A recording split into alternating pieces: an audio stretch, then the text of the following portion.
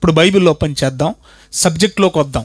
ఇంతకీ యేసు ప్రభు సిలువ వేయబడింది యెరూషలేము బయట, యెరూషలేము పట్టణం లోపల అనేది మనకు తెలియాలి. ఏమండి, ఇది నేను వేసిన ప్రశ్న కాదు, బైబిల్ మీద బురద చల్లాలనుకున్న ఒక మూర్ఖుడు వేసిన ప్రశ్న. ఆ మూర్ఖుడికి చక్కగా మనం ఏం చేయాలి? సమాధానం చెబుతూ సత్యం ఏంటనేది మనం నేర్చుకుందాం.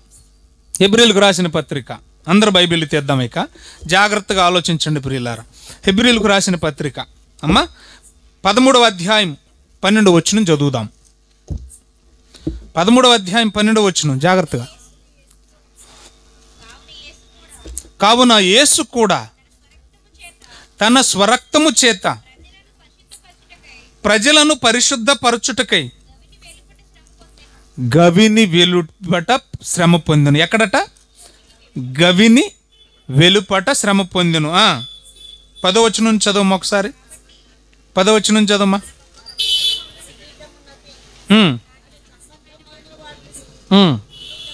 మనకు ఒక బలిపీఠం ఉన్నదన్నాడు కదా. తినుటకు గుడారంలో సేవ చేయవారికి అధికారం లేదు. వేటి రక్తము పాప పరిహారార్థముగా, ఆ పదాన్ని అండర్లైన్ చేయండి, పాప పరిహారార్థముగా పరిశుద్ధ స్థలములోనికి ప్రధాన యాజకుని చేత తేబడును. ఆ జంతువుల కలేభారములు శిబిరమునకు అంటే పాలెమునకు వెలుపట అన్నాడు. ఏమండి, అర్థమవుతుందా? 2 మాటలు చెప్తున్నాడు ఇక్కడ. యాజకుడు అంటున్నాడు పాప పరిహారార్థమై బలి ఇచ్చే బలి పశువు అంటున్నాడు. మరలా ఇప్పుడు నేను చెప్పిన 13వ వచనానికి వచ్చేసరికి ఆ మాట చెబుతూ, 12 ఎండింగ్కి వచ్చేసరికి ఆ మాట చెబుతూ యేసు ప్రభు గవిని వెలుపట శ్రమ పొందవలెను అన్నాడు. బాగా వినాలి, బాగా వినాలి. ఇప్పుడు ఇక్కడ మనకు అర్థం కావాల్సింది ఏంటంటే, ఇక్కడ డైరెక్ట్ స్టేట్మెంటు, యేసు ప్రభు శ్రమ పొందింది, సిలువ వేయబడింది గవిని వెలుపటే, అంటే యెరూషలేము పట్టణము బయటే. ఇందులో ఏమైనా ఎవరికైనా సందేహం ఉందా? మాట్లాడండి అమ్మా. ఇందులో ఏమైనా డౌట్ ఉందా? నమ్ముతున్నారా యేసు ప్రభు సిలువ వేయబడింది పట్టణం లోపల కాదు, గవిని బయటే, పట్టణం వెలుపటే అనేది ఉందా? బైబిల్లో ఉంది. ఇది నమ్ముతున్నారు అందరూ? అదేంటమ్మా అలాగుంటారు? ఏదో కూడా చెప్పండి. నమ్ముతున్నారు, వెరీ గుడ్. అయితే ఇప్పుడు నా పాయింట్ ఏంటి వినండి. ఈ మాట చెప్పింది ఎవరు? అపోస్తుడైన పౌలు. చూశాడా? బాగా వినాలి. కొంచెంసేపు నన్ను బైబిల్ మీద బురద చల్లేవాడు అనుకోండి, అర్థమైంది మీకు? నన్ను పాస్టర్ అనుకోకండి కొంచెంసేపు. కాబట్టి కొంచెం అలాగా అనుకొని మీరు వినండి. వాళ్ళ ఆలోచన ఏంటనే చెప్తున్నాను. ఇది రాసింది ఎవరు? పౌలు గారు. పౌలు గారు అసలు ఎప్పుడు వచ్చాడు? ఆయన పునరుద్ధానుడై తిరిగి లేచిన తర్వాత వచ్చినవాడు. అసలు ఆయన చనిపోయింది, ఆయన ఏమైంది, ఆయన చరిత్ర అదంతా ముందు ఆయనకి ఏమీ తెలీదు. మరి ఏమీ తెలియనోడు చెప్తే మీరు ఎలా నమ్ముతున్నారు? ఆడు చూడలేదు, బయట వెలుపుటో. అర్థమవుతుంది మీకు? ఇంకా ఎన్ని అనవసరం వాళ్ళకి పరిశుద్ధాత్మ ప్రేరణ, ఎన్ని అనవసరం వాళ్ళకి.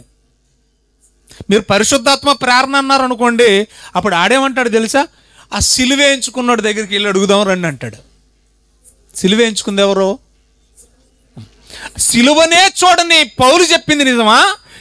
సిలువేయించుకున్న యేసు ప్రభు చెప్పింది నిజమా? చెప్పండి అమ్మ ఏదో ఒకటి. సిలువేయించుకున్న యేసు ప్రభు చెప్పిందే నిజం, అంతే కదా? మరి ఆయన దగ్గరికి వెళ్ళి అడుగుదాం, ఆయన ఏమంటాడు చూద్దాం రండి ముందు. ఆయన ఏమంటున్నాడు చూడండి. లోకసు వార్త 13వ అధ్యాయం 33వ వచనం డైరెక్ట్గా చదవండి. లోకసు వార్త 13వ అధ్యాయం 33వ వచనం. అయినను నేడు రేపు ఎల్లుండి నా త్రోవను నేను పోవుచుండవలెను. తర్వాత బాగా వినాలి. ప్రవక్త యెరూషలేమునకు వెలుపల నశించుట వల్లపడదు. ఎవరన్న మాట ఇది? సాక్షాత్తు యేసు ప్రభు అన్నమాట. ఏమన్నాడు? ప్రవక్త అన్నాడు. అంటే ప్రవక్త అనగానే వేరే ప్రవక్త గురించి మాట్లాడటం లేదు, ఆయన గురించి ఆయన చెప్పుకుంటున్నాడు. ఆయన ఏమని చెప్తున్నాడు? అప్పటికింకా సిలువ వేయబడలేదు, ఆయన మరణం గురించి చెప్తున్నాడు. నా మరణం ఎక్కడ జరగాలంటే నా సిలువ మరణం అంటే అంటున్నాడు. చూడండి ఏమన్నాడు? యెరూషలేమునకు వెలుపల నశింప వల్లపడదంటే మరి ఎక్కడ చావాలి? యెరూషలేము లోపలే చావాలన్నాడు. మరి ఏది నమ్ముదాం? నాకు తెలిసి మీరు చాలా పెద్ద తెల్లమొహం వేస్తారని. నేను ఎందుకంటాను, మీకు దండం పెట్టి ఎందుకు చెప్తానంటే, నేను ఊడిగిం చేశానండి, బైబిల్కి ఎప్పటికీ ఊడిగిం చేస్తున్నానండి. నేను పండితుని కాదు ప్రియులారా, బైబిల్ దగ్గర ఊడిగం చేసి ఒక సేవకుని. నేను మీ దగ్గర ఒక అరగంట చెప్పటానికి నేను బైబిల్ దగ్గర గంటల తరబడి ఊడిగం చేస్తాను. బుర్ర హీట్ ఎక్కిపోతే నేను బైబిల్ దగ్గర కూర్చుంటే. నేను గతంలో కూడా చెప్పాను, నేను డోర్ వేసుకున్నానంటే మా ఆవిడ రాదు, భయపడతారు వాళ్ళు, నన్ను డిస్టర్బ్ చేయడానికి వాళ్ళకి ఇష్టం ఉండదు. అందుకనే మీ పిల్లల్ని తీసుకురండి, వాక్యం నేర్పించండి, ఆత్మీయంగా పరలోకానికి సిద్ధపరచండి. యేసుప్రభు ఏమంటున్నాడు? నేను పట్టణపు వెలుపట నశింప వల్లపడదు అంటే ఎక్కడ తేవాలి మరి? లోపల. మరి ఏం చేద్దాం? మీరు చెప్పండి, ఇక నేను కూర్చుంటాను సైలెంట్గా. ఇప్పుడు విషయానికి వస్తున్నాను. మీరు ఏం చెప్పరని నాకు తెలుసు కాబట్టి విషయానికి వస్తున్నాను. హెబ్రీలకు రాసిన పత్రిక 13వ అధ్యాయము 10 నుండి 13 వచనాల మధ్య భాగాన్ని, 10 నుండి 12, 13 వచనాల మధ్య భాగాన్ని చదివితే పౌలు గారు ఇందాక మీరు చెప్పినట్లుగానే పరిశుద్ధాత్మ ప్రేరణతో రాస్తూ, పాత నిబంధనలో బలియాగము, రక్త తర్పణ, పాప పరిహారార్థమై చిందించిన పశువుల రక్తము, బలి అనేది ఎక్కడ జరిగింది, ఎవరి ద్వారా జరిగింది అనేది చెబుతూ, ఇక్కడికి వచ్చేసరికి అలాగే యేసు ప్రభు కూడా గవిని వెలుపట, పాలెము వెలుపటే శ్రమ పొందాలి, నశించాలి, సిలువ వేయబడాలి అనే సత్యాన్ని చెప్తున్నాడు. ఇదంతా దేనికి అని అంటే, పాత నిబంధనలో వధించిన బలి పశువులు కానివ్వండి, క్రొత్త నిబంధనలో వధింపబడుతున్న లోక పాపమును మోసుకొని పోవు దేవుని గొర్రెపిల్ల, ఈ పశువు వధించబడాలన్నా దానికి సాదృశ్యం కాబట్టి స్థలం మారకూడదు, గొర్రె మారొచ్చు. అర్థమవుతుందా? స్థలం అయితే అక్కడ ఖచ్చితంగా వెలుపుట అన్నాడు. ఏ వెలుపుట? పాలెము వెలుపుట, ఊరి వెలుపుట, గవిని వెలుపుటే. దీనికి ఏమైనా ఆధారాలు బైబిల్లో ఉన్నాయా అనేది మనం చూడాలి పాత నిబంధనలు. రైట్? అందరూ ఇప్పుడు బైబిల్ చూద్దాం దయచేసి. బైబిల్ ఓపెన్ చేద్దామండి, అందరూ బైబిల్ ఓపెన్ చేద్దామంటే లేవియకాండం 4వ అధ్యాయము 3వ వచనం. అందరూ బైబిల్ ఓపెన్ చేయాలి. నేను నా పిల్లలతో అదే చెప్తూ ఉంటాను, నా బిడ్డలు మీరు, నా బిడ్డలు ఒకవేళ వయసుకి రాజులమ్మ, మా అమ్మ అంత వయసు ఉన్నా నా బిడ్డే. మీరు వయసులో పెద్దవారు అయి ఉండొచ్చు, కానీ ఆత్మీయంగా నేను మీకు తండ్రిని, మీరు నా పిల్లలు. అందుకని మిమ్మల్ని రాసుకోండి అని చెప్తూ ఉంటాను. ఒకవేళ నేను వెళ్ళిపోవచ్చు ఈ లోకాన్ని విడిచి, కానీ నా మాటలు మీ చేతుల్లో ఉంటాయి. నా ద్వారా విన్న ఆ ఎనలైజేషన్ మీ దగ్గర ఉండిపోద్ది. పలానా రోజు పలానా పాస్టర్ గారు ఈ సత్యాన్ని నాకు చెప్పాడు అని మీరు మర్చిపోరు, జీవితాంతం దాన్ని గుర్తుపెట్టుకుంటారు. చూడండి దయచేసి, అందుకే రాసుకోండి. ఏమ్మా అర్థమవుతుందా? నా మాటలు మీరు ఎప్పుడైనా వింటూ ఉన్నారు, ఇలాగే కదా నేను మాట్లాడతాను. వినండి, చూడండి దయచేసి. లేవియకాండం 4వ అధ్యాయము 3వ వచనం చూడండి. అమ్మా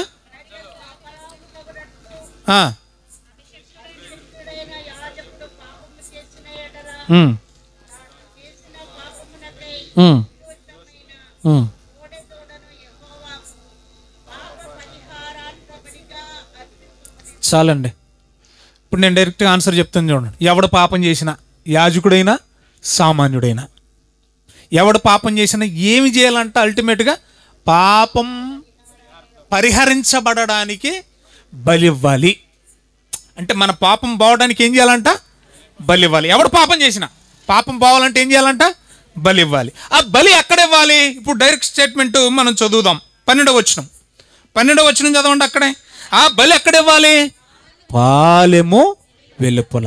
అది పశువైనా ఏమండి, ఆ పశువుల్లో ఏమన్నాడు అక్కడ కాదండి, ఏ పశువును గురించి మాట్లాడాడు అక్కడ? కోడి అన్నాడు.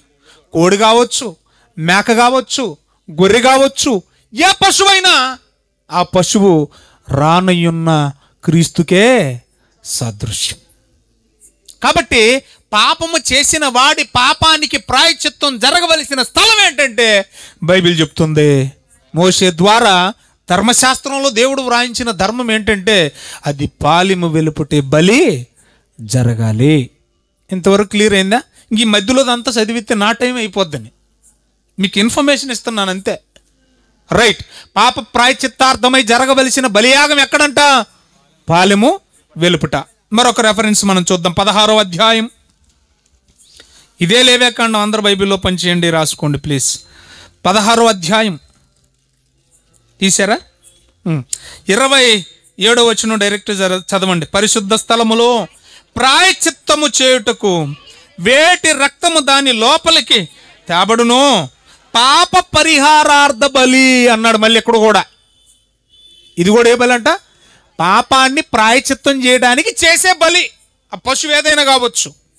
ఆ బలి ఎక్కడ జరగాలంటే అది మేకైనా, కోడైనా, గొర్రెైనా పాలెము వెలుపలకు దాన్ని తీసుకెళ్ళి బలేసేయాలి. బాగుంది కదా? పాలెము లోపల, సిటీ లోపల కాదు, బయటే అన్నాడు. ఓకేనా? రైట్. మరి కొన్ని రెఫరెన్స్లు మనం చూద్దాం. సంఖ్యాకాండం, అందరూ బైబిల్లో పంచేద్దాం. సంఖ్యాకాండం 15వ అధ్యాయం 32వ వాక్యం నుంచి చూద్దామండి. సంఖ్యాకాండం 15వ అధ్యాయము 32వ వచనం. అమ్మ, ఇశ్రాయేలీలు అరణ్యంలో ఉన్నప్పుడు, ఈ సందర్భం మీ అందరికీ తెలుసుగా. తప్పు చేశాడా లేదా? పాపం చేశాడా లేదా? పాపం అంటే ఆజ్ఞ అతిక్రమే. అప్పటికి అమల్లో ఉన్న ఆజ్ఞేది విశ్రాంతి దినాన్ని పరిశుద్ధంగా ఆచరించాలి, ఎవడు ఆ దినాన పని చేయకూడదు. ఇప్పుడు ఆజ్ఞను అతిక్రమించి పాపం చేశాడా? రైట్. ఇప్పుడు ఈ పాపము చేసిన ఆ వ్యక్తి ప్రాయశ్చిత్తం ఎక్కడ దొరుకుతుంది? పాపం చేసిన వాడికి ప్రాయశ్చిత్తం ఏంటి? చావే. పాపం చేసిన వాడికి ప్రాయశ్చిత్తం ఏంటి? పాత నిబంధనలో కంటికి కన్ను, పంటికి పన్ను, చావే. వాడన్న చావాలి, లేదా వాడికి బదులుగా ఒప్పుకుంటే బలి పశువు అయినా చావాలి. ఇప్పుడు ఆ ప్రాయశ్చిత్తం ఎక్కడ జరుగుతుందో చూడండి. పాపానికి ప్రాయశ్చిత్తం, అతన్ని చంపినా, గొర్రె పిల్లని చంపినా ప్రాయశ్చిత్తం ఎక్కడ జరుగుతుంది అని అంటే అతన్ని ఎక్కడికి తీసుకెళ్ళి చంపేశారో చూడాలి జాగ్రత్తగా. పాపము చేసిన వానికి ప్రాయశ్చిత్తం ఎక్కడ జరుగుతుందో చూడండి దయచేసి. నేను డైరెక్ట్గా రెఫరెన్స్ చెప్తాను, చదవండి దయచేసి. 35వ వచనం. తరువాత యెహోవా ఆ మనుష్యుడు మరణశిక్ష, హమ్మింగ్ వస్తుంది నాన్న, నీకేం వినిపించట్లేదా? కోత వస్తుంది విజిల్లాగా. చూడు, చెక్ చేసుకో, విజిల్లాగా వస్తుంది చూసుకో. ప్రతి మాటకు విజిల్ వచ్చేస్తుంది చూసుకో. కొంచెం తగ్గించినా పర్లేదు కానీ విజిల్ రాకూడదు. అమ్మ చదవండిరా దయచేసి. ఇప్పుడు 35 తరువాత 35వ వచనం. తరువాత యెహోవా ఆ మనుష్యుడు మరణ శిక్ష నొందవలెను, సర్వ సమాజము పాలెము వెలుపలకు వాడిని తీసుకెళ్ళాలి, రాళ్లతో కొట్టి వాడిని చంపాలి. పాపము చేసిన వాడికి ప్రాయశ్చిత్తం ఎక్కడ దొరుకుతుంది చెప్పాలి? పాలెము వెలుపటే. మరొక సందర్భాన్ని కూడా మనం చూద్దాం ప్రియులారా. దయచేసి అందరూ బైబిల్లో ఓపెన్ చేయండి. చివరాఖరికి అతన్ని పాలెం వెలుపటికి తీసుకెళ్లి చంపేసినట్లుగా మనం బైబిల్లో చూస్తా ఉన్నాం. ఇది మోషే ద్వారా దేవుడిచ్చిన ఆజ్ఞ అని ఉంది 36వ వచనంలో. ఇదేంటంటే, కాబట్టి యెహోవా మోషేకు ఆజ్ఞాపించిన ఆజ్ఞ ఇది. ఏంటి ఆజ్ఞ? పాలెము వెలుపలికి వాడిని తీసుకెళ్ళాలి, అక్కడే ప్రాయశ్చిత్తం జరగాలి. ఎక్కడ జరగాలి ప్రాయశ్చిత్తం? అది మిస్ అవ్వకండి, ఆ సూత్రాన్ని అస్సలు మిస్ అవ్వకండి. మీకు చాలా సింపుల్గా అర్థం అవుతుందండి, కానీ అంత సింపుల్గా తీసుకురావడానికి నేను ఎంత కష్టపడుతున్నానో మీరు ఆలోచించండి ప్లీజ్. అందరు బైబిల్లో ఓపెన్ చేద్దాం. మరొక సందర్భాన్ని కూడా మనం చూద్దామండి. యెహోషువ గ్రంథం 7వ అధ్యాయం 24వ వచనం. ఇక్కడ ఆకాను సందర్భం మనకు కనపడుతుందమ్మా. యెహోషువ గ్రంథం తీయండమ్మా, 7వ అధ్యాయం 24వ వచనం చదవండమ్మా. యెహోషువాయు ఇశ్రాయేలీలందరూ ఆకానును, ఆ వెండిని, ఆ పై వస్త్రాన్ని, బంగారు కమ్మిని, కుమారులను కుమార్తెలను, ఎద్దులను, అంటే వాడు కలిగిన సమస్తాన్ని అన్నమాట, మందను, డేరాను, వానికి కలిగిన సమస్తాన్ని పట్టుకొని పాలెంలో కాదా ఏమ్మా? తప్పు చేశాడా ఆకాను? పాపం చేశాడా? ప్రాయచిత్తం జరగాలి కదా, జరగాలి. ఇప్పుడు ఆయన ఎక్కడ తీసుకెళ్ళిపోతున్నారు? ఏమండి? ఆ కూరులోయ, ఒక ఊరు వెలుపుటున్న ఒక లోయలోకి తీసుకెళ్ళిపోయారు. పాలెము వెలుపుటున్న ఒక లోయలోకి, ఒక అరణ్యంలో ఉన్న లోయలోకి తీసుకెళ్లారు. అక్కడే రాళ్లతో కూడా చంపారు. పాపానికి ప్రాయచిత్తం ఎక్కడ జరిగింది? ఊరి వెలుపట, గవిని వెలుపట, పాలెము వెలుపట, శిబిరము వెలుపట. ఇది ధర్మశాస్త్రములో దేవుడు ఇశ్రాయేలీయులకు సూచించిన విధి, ఆజ్ఞ. ప్రాయచిత్తం ఊరి వెలుపటే జరగాలి, పాపానికి ప్రాయచిత్తం. ఏమండి?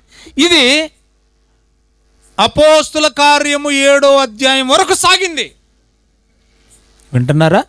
ఎందుకంటే అప్పటి వరకు ధర్మశాస్త్రం అమల్లోనే ఉంది.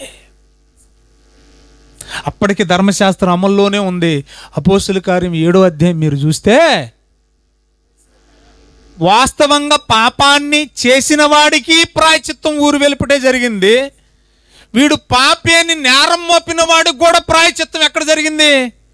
ఊరు వెలుపటే జరిగింది. బాగా వినాలి. జనాలు నమ్మితే, వాడు చేసినా చేయకపోయినా జనాలు నమ్మితే చాలు, అధికారులు నమ్మితే చాలు, వాడిని తీసుకెళ్ళి ఏం చేసేవాళ్ళు? పాలెం వెలుపటే వాడికి ప్రాయచిత్తం చేసేవారు. నిజంగా చేసిన వాడికి శిక్ష అక్కడే పడుతుంది, చెయ్యని వాడికి కూడా శిక్ష అక్కడ పడుతుంది, పాలెము వెలుపటే. ఇప్పుడు స్టెఫెన్ సందర్భానికి వద్దాం మనం. స్టెఫెన్ కూడా ఎక్కడికి తీసుకెళ్లి రాళ్లతో కొట్టి చంపేశారు చూద్దాం. 7వ అధ్యాయము అపోస్తుల కార్యాలు తీయాలి. 58వ వచనం డైరెక్ట్ చదవండి. 58వ వచనం డైరెక్ట్ చదవండి.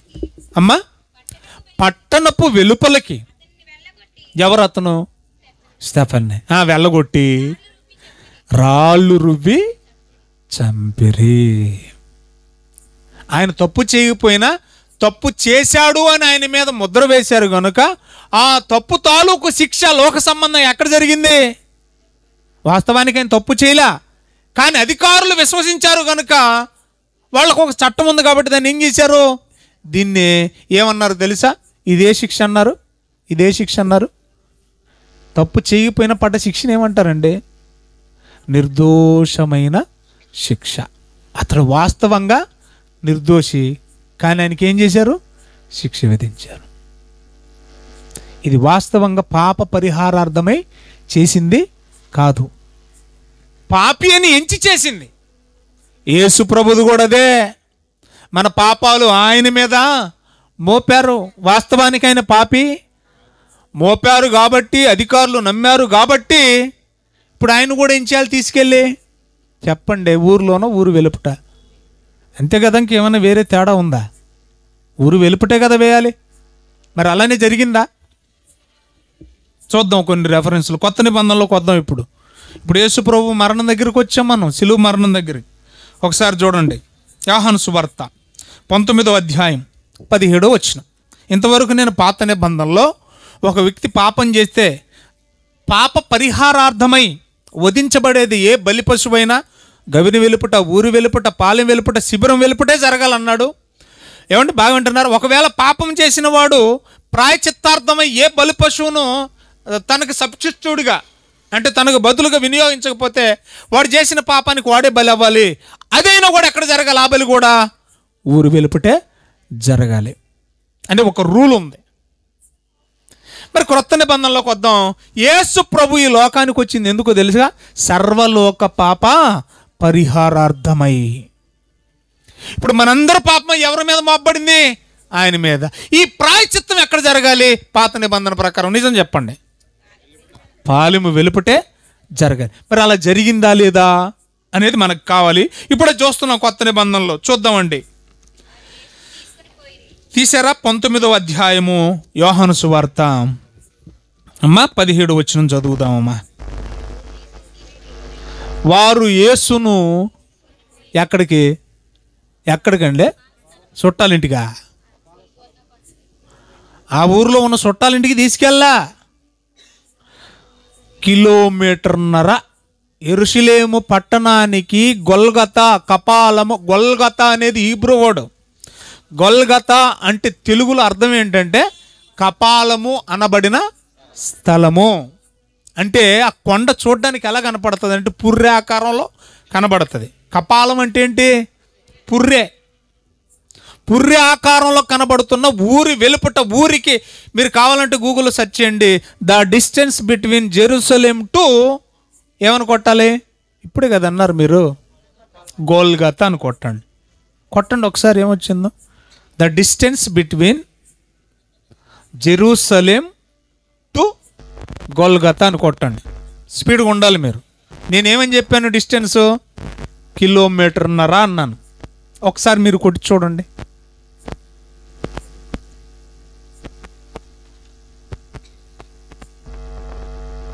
The distance between Jerusalem to Golgotha అని కొట్టండి. ఎవరికి రాలే? 1.6 1.5 అని ఉంటుంది అంతే కదా. అంటే కిలోమీటర్ నర. సరిపోయిందా?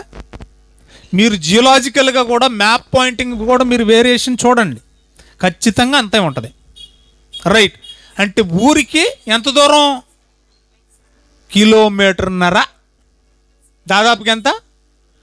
ఊరు వెలుపుటేనా మరి అది? లోపల మాట్లాడరేంటమ్మా?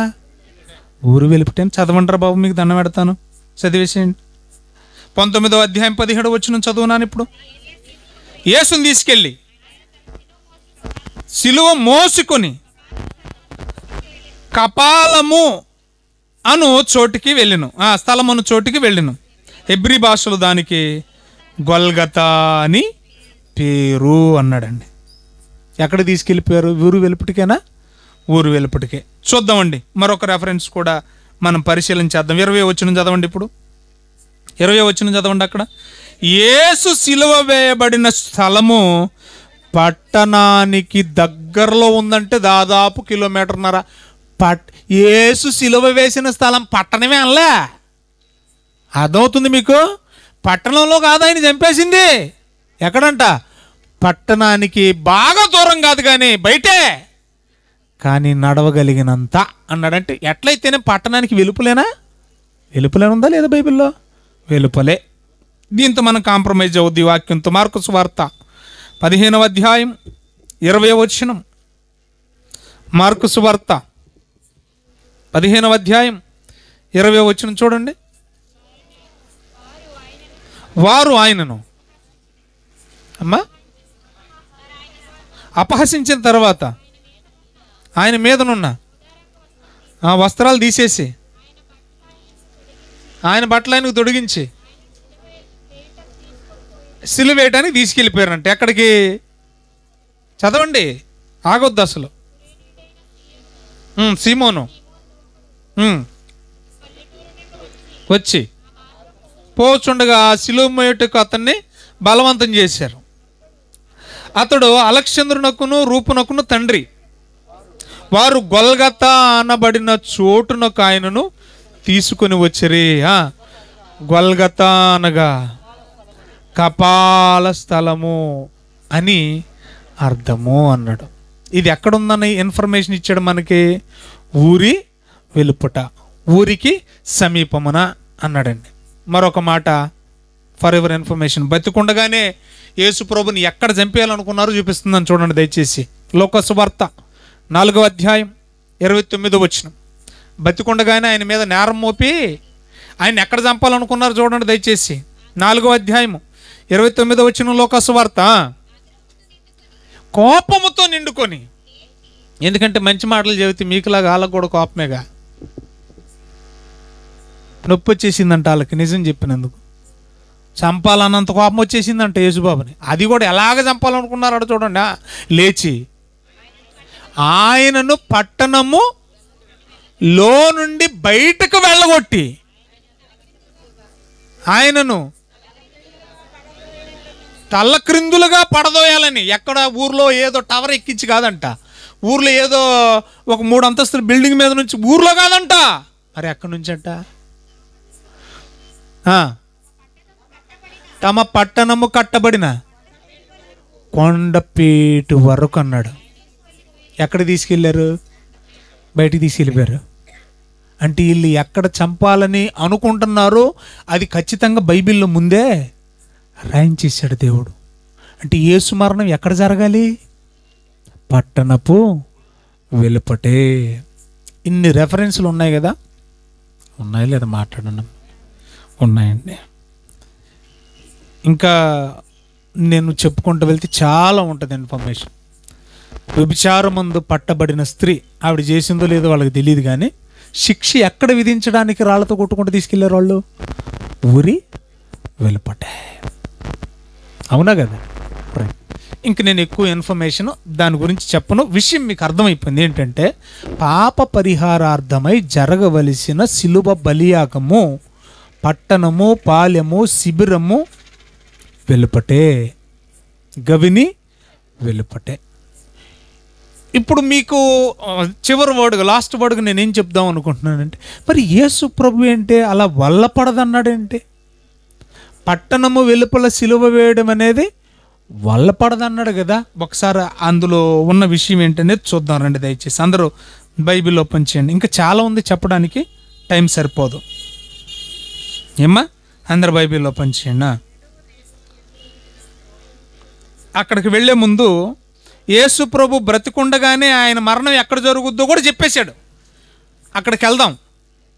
ఇంకొకసారి ఆగొచ్చు కదా, నీకు దండం పెడతాను. నేను మాట్లాడుతున్నప్పుడు మీరు చదివేసుకుంటూ ఉన్నారు కదా, ఒకసారి ఆగండి.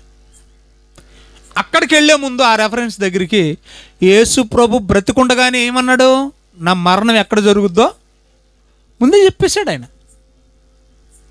ఇప్పుడు ఇది తీసేసుకొని చచ్చిపోయిన ఆయన అడుగుదాం రండి, ఆయన ఏమన్నాడో చూడండి అని అన్నారు కదా.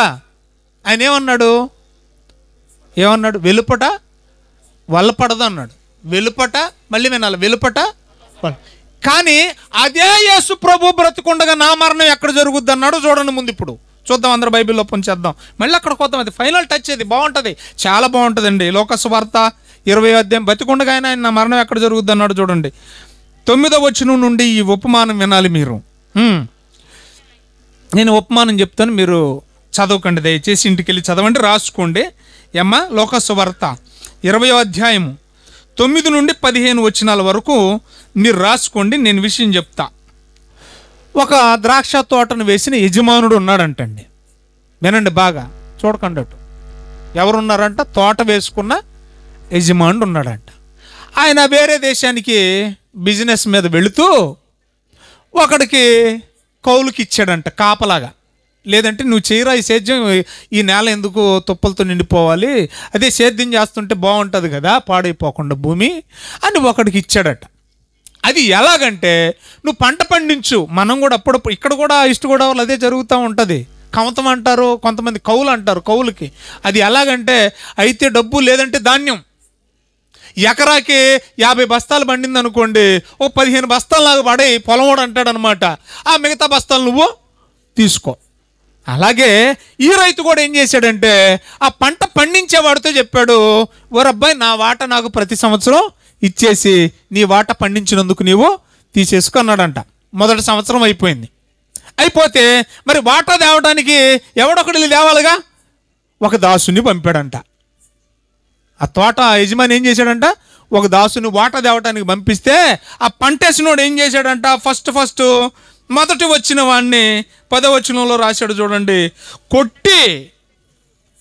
ఆ కాపులు ఏం చేశారంట, కాపులు అని ఉంది చూడండి అక్కడ. కాపులు అంటే మళ్ళీ ఇదేదో కులం అనుకోకండి, మీకు దండం పెడతాను. అది ఆ పంట వేసే రైతు. అబ్బా కాదు, ఇది కులం కాదు సుమి. ఆ పంటను కాసేవాళ్ళు, ఆ పంటను వేసేవాళ్ళు, వాళ్ళ గురించి మాట్లాడుతూ వాళ్ళు ఏం చేశారంట, ఈ వాటా అడగడానికి వచ్చిన ఏం చేశారంట, వాటా అడగడానికి పంపింది ఎవరు? యజమానుడు. ఈ వాటా అడగడానికి వచ్చిన ఏం చేశారంట, కొట్టేసి ఒట్టి చేతులతోనే పంపించారంట. వాటా ఇచ్చారా? ఇవ్వకపోగా ఏం చేశారు, కొట్టేశారు. ఇదంతా ఉపమానం సుమి, జాగ్రత్తగా. సరే అయిపోయింది. మళ్ళీ ఇంకొకరిని పంపించాడంట. రెండోసారి చూడండి, మళ్ళీ ఏం చేశాడంట, ఆ తోట యజమాని మళ్ళా కొంత తాలి మరొక దాసుని పంపాడంట.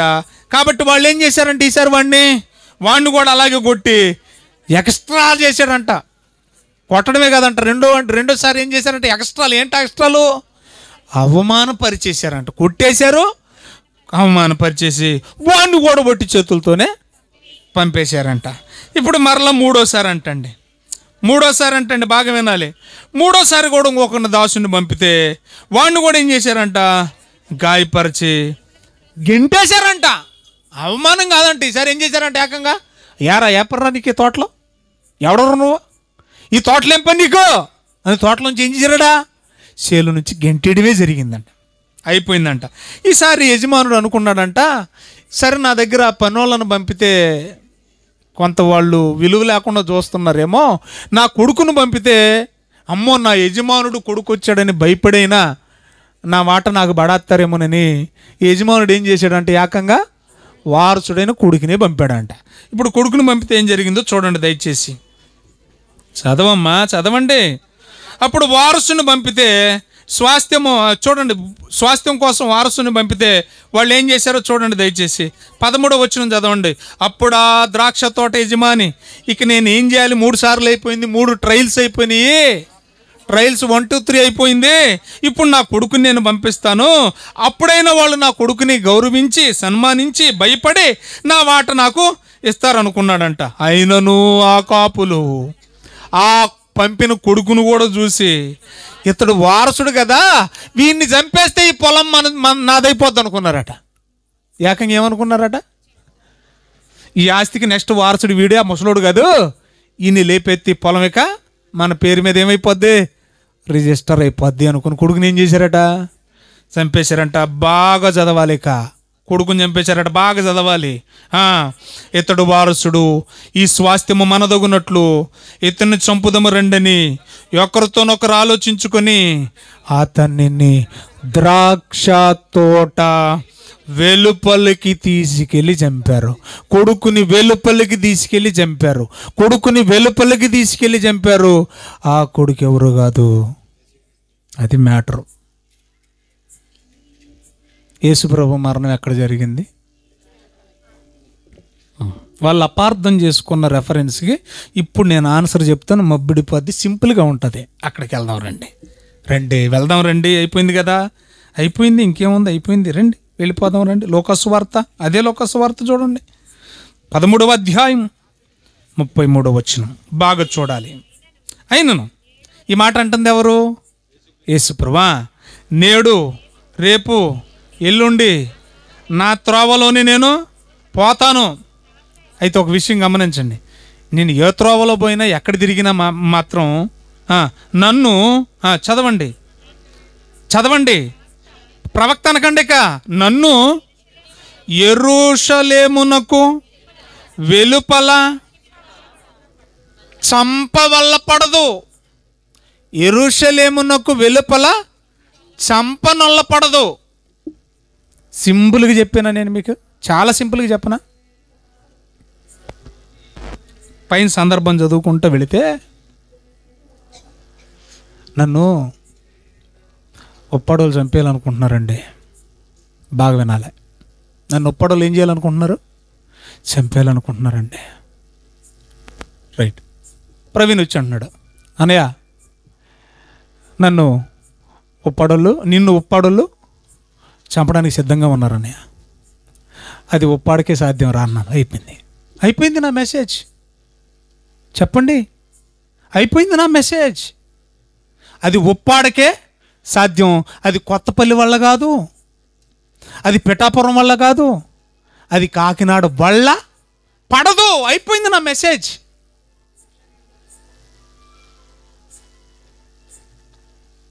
ఏమండి, అది మీ వల్లే జరుగుద్ది, ఇంకెవరి వల్ల కాదు. వల్ల పడదు అంటే అది బాగా చూడాలి. బైబిల్ ఏమన్నాడు చూడండి, యెరూషలేమునకే అది సాధ్యం, యెరూషలేము వాళ్ళే అది చేయగలరు, యెరూషలేము వల్లే అది జరుగుద్ది. వినాలి, యెరూషలేము వల్లే అది సాధ్యం అవుద్ది. వాళ్ళు కాకుండా వెలుపట వాళ్ళు ఎవరో దాన్ని చేయలేరు. అంటే ఇక్కడ యెరూషలేము అన్నది పట్టణం గురించి మాట్లాడుతున్నాడా? ఆ యెరూషలేములో చంపాలనుకున్న అధికారులు జనాల గురించి మాట్లాడుతున్నాడా?